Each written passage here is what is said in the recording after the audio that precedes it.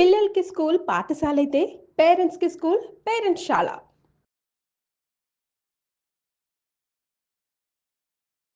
వాగర్థావివ సంపృక్తౌ వాగర్థ ప్రతిపత్తయే జగతః పితరౌ వందే పార్వతీ పరమేశ్వరౌ. ఆదిత్యాయ చ సోమాయ మంగళాయ బుధాయ చ గురుశుక్రశనిభ్యశ్చ రాహవే కేతవే నమః. శృంగేరి జగద్గురు పీఠాధిపతులకి కంచి పీఠాధిపతులకి నమస్కారములు తెలియజేసుకుంటూ కార్యక్రమాన్ని ప్రారంభిద్దాం. ఈ జూన్ 16వ తారీఖు నుంచి 30వ తారీఖు వరకు ద్వాదశ రాశులలో జన్మించినటువంటి వారికి ఏ విధంగా ఉండబోతుందో తెలుసుకునే ప్రయత్నం చేద్దాం.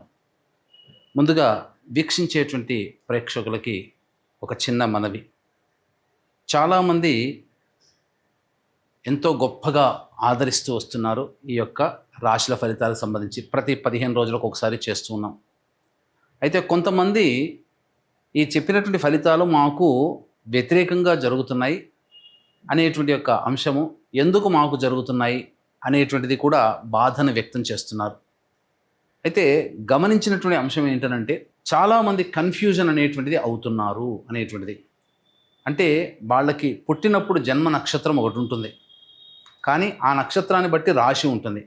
ఆ రాశిని మీరు పరిగణనలోకి తీసుకోకుండా మీ యొక్క నామ నక్షత్రానికి మాత్రమే ఉన్నటువంటి రాశిని పరిగణనలోకి తీసుకుంటున్నారు. ఉదాహరణకి కోదండరాం అనేటువంటి పేరుంది. అది ఆ కోదండరాం అనేటువంటి యొక్క రాశి జన్మతః ఉన్నటువంటిది కుంభరాశి అని అనుకుందాం. కానీ కోదండరాం అనే పేరుంది కాబట్టి కేకో హాహి పునర్వసు కాబట్టి మిథున రాశి ఫలితాలని చూసుకుంటున్నారు. జన్మించిన రాశి ఏమో కుంభరాశి అయినప్పుడు నామనక్షత్ర ప్రకారం చూసుకునేటువంటి యొక్క మిథున రాశి ఫలితాలు ఎలా సరిపోతాయి? అది ఒక తప్పు జరుగుతుంది. తెలియనటువంటి రెండవ తప్పు ఏంటంటే చాలామంది ఈ వెస్ట్రన్ ఆస్ట్రాలజీని ఎక్కువగా ఫాలో అవుతున్నారు. చాలా చోట్ల రాశి ఫలితాల్లో మీకు ఏం చెప్పబడి ఉంటుంది? ఉదాహరణకి జూలై 24 నుంచి ఆగస్టు 23 వరకు సింహరాశి అని చెప్పబడి ఉంటుంది. అంటే ఆ మధ్యలో పుట్టినటువంటి వాళ్ళందరూ కూడా సింహరాశి చూసుకోవాలి అని చెప్పి ఆ జొడాయిక్ సైన్ ప్రకారం వాళ్ళు, అదంటే సన్ జొడాయిక్ సైన్ ప్రకారం. మనది రాశి అనేటువంటిది చంద్రుని బట్టి ఉంటుంది. అది మీరు రవిని బట్టి ఉండేటువంటి, రవి ఆ సమయంలో సింహరాశిలో ఉంటాడు కాబట్టి అది రవిని బేస్ చేసుకొని చెప్పేటువంటిది. ఇక్కడ మనం చెప్పుకునేటువంటిది చంద్రుని బేస్ చేసుకునేటువంటిది కాబట్టి మీ యొక్క జన్మ నక్షత్రం ఏదైతే ఉంటుందో ఆ రాశి చూసుకోవాలి. ఆ ఒక నెలలో పుట్టిన వాళ్ళందరూ కూడా సింహరాశి అని అంటే అది అవాస్తవం కదా. కాబట్టి తెలిసి తెలియక అదొకటి ఈ విధంగా చేస్తున్నారు. ఎవరికి తెలియని వాళ్ళకి నామనక్షత్రమే అది చూసుకోవాలి. అందులో కూడా చాలామంది ఇప్పుడు శ్రీనివాస్ అంటే కుంభరాశి చూసుకుంటున్నారు, కానీ చూసుకోవాల్సింది తులారాశి, ఇలా అన్నమాట. కాబట్టి ఈ తేడాని, ఈ మార్పుల్ని మీరు గమనించుకొని అసలు సిసలైనటువంటి మీ రాశి ఏందో దాని ప్రకారం మీ జన్మ పత్రిక ప్రకారం ఉన్నటువంటి రాశిని చూసుకుంటే అప్పుడు మీకు ఫలితాలు కరెక్ట్గా 90% వరకు మీకు మ్యాచ్ అవుతాయి. మనం చెప్పుకునేటువంటిది దినచర్యలలో భాగంగా రోజువారీ కార్యక్రమంలో ఏ రోజు ఆదాయం ఖర్చు ఎలా ఉంటుంది, ఏ రోజు మానసిక పరిస్థితి మంచిగా లేదా ఆందోళనగా ఉంటుంది అనే విషయాల్ని మనం క్లుప్తంగా తెలియచేసుకుంటున్నాం. కాబట్టి ఇవి విషయాలు పరిగణలోకి తీసుకొని మన ఈ చెప్పబడేటువంటి రాశి ఫలితాలు మీరు ఆపాదించుకున్నట్లయితే 90% వరకు మీకు అవి సరిపోతాయి దినచర్యలో రోజువారీ కార్యక్రమంలో.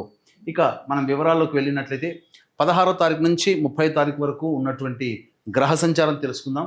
మీనరాశిలో శని సంచారం, అలాగే మేషరాశిలో శుక్రుడు మరియు రవి బుధ గురు యొక్క గ్రహ సంచారము మిథున రాశిలోకి, అలాగే 23వ తారీఖు నుంచి బుధుడు కర్కాటక రాశిలో ప్రవేశం చేస్తారు. అలాగే కుజుడు కేతు సింహరాశిలో మరియు రాహువు కుంభరాశిలో సంచారం జరుగుతుంది. దీనిని బట్టి ఈ 12 రాశుల వారికి ఏ విధంగా ఉండబోతుంది 16వ తారీఖు నుంచి మరియు 30 జూన్ వరకు అని తెలియజేసుకుందాం. 16వ తారీఖు నుంచి 30వ తారీఖు వరకు సింహరాశిలో జన్మించినటువంటి వారికి ఏ విధంగా ఉండబోతుందో తెలుసుకునే ప్రయత్నం చేద్దాం. రాశిలోనే కుజ కేతుల యొక్క సంచార ప్రభావం చూసుకున్నట్లయితే అత్యుత్సాహం, అన్ని విధాలుగా చేసేటువంటి ప్రయత్నాల్లో మీకు అన్ని అనుకూలంగా ఉంటాయి. ముఖ్యంగా ఆస్తి సంబంధమైనటువంటి విషయాల్లో మీరే పైచేయి సాధిస్తారు. కోర్టు సమస్యలలో మీకు విజయం పొందే అవకాశం గోచరమవుతుంది. ముఖ్యంగా ఇంట్లో గృహోపకరణాలను కొనుగోలు చేసే అవకాశం ఉంటుంది.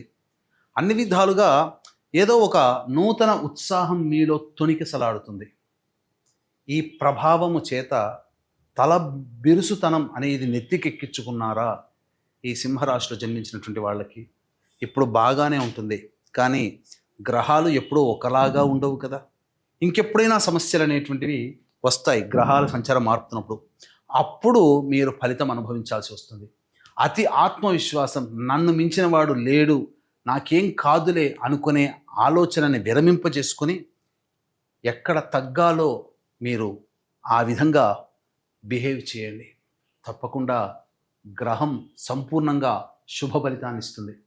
ఇక చూసుకున్నట్లయితే అష్టమ శని ఒక్కటే కొద్దిగా విచారించదగినటువంటి విషయం. కానీ అన్ని విధాలుగా ఈ అష్టమ శనిని అధిగమించగలిగేటువంటి సంకల్ప శక్తి మరియు దేవతానుగ్రహం మీకు గ్రహ సంచార ప్రభావంలో లభిస్తున్నటువంటి కారణం చేత ఈ అష్టమ శని ప్రభావాన్ని చాలా మటుకు మీరు తగ్గించుకోవచ్చు. అయితే శుక్రగ్రహ సంచార ప్రభావము మీకు అనుకూలంగా లేదండి.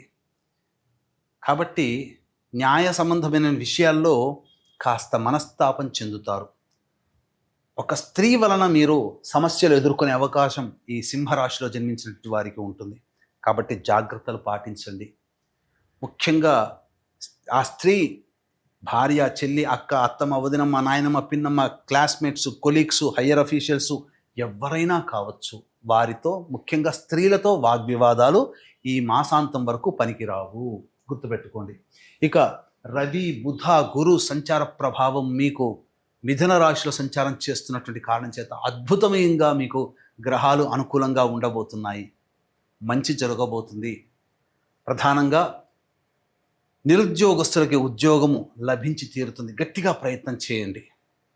అలాగే వృత్తి, ఉద్యోగ, వ్యాపారాల్లో ఉన్నటువంటి వాళ్ళకి వ్యాపార విస్తరణ జరుగుతుంది. నూతన వ్యాపార ప్రారంభానికి మంచి సమయం కాదు, కానీ ఉన్న వ్యాపార విస్తరణ, వృత్తి విస్తరణ, ఉద్యోగంలో ప్రమోషన్స్ కానీ, నూతన ఉద్యోగ బాధ్యతలు కానీ, లేదా కొత్త డిపార్ట్మెంట్లో చేరడం కానీ, అదనపు బాధ్యతలు కానీ మీకు లభిస్తాయి. ప్రభుత్వంతో లావాదేవీలు జరిపేటువంటి కాంట్రాక్టర్లకి బిల్స్ పాస్ అయ్యే అవకాశాలు ఉంటాయి. ధనపరంగా మంచి ఉంటుంది. అలాగే కొత్త టెండర్ల ఆహ్వానంలో మీదే పై చేయి సాధించబోతున్నారు అని చెప్పవచ్చు. అన్ని విధాలుగా అనుకూలంగా ఉండబోతుంది.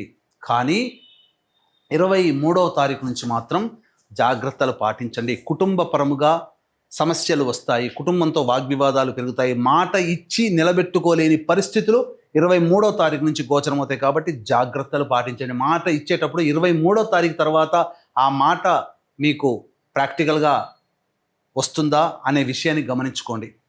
ఇక సంబంధించి చూసుకుంటే అనవసరమైనటువంటి వివాదాల్లో 23వ తారీఖు తర్వాత తలదూర్చవద్దు. వివాదాలు చుట్టుముట్టుతాయి. శిరో సంబంధమైనటువంటి బాధలు పెరుగుతాయి.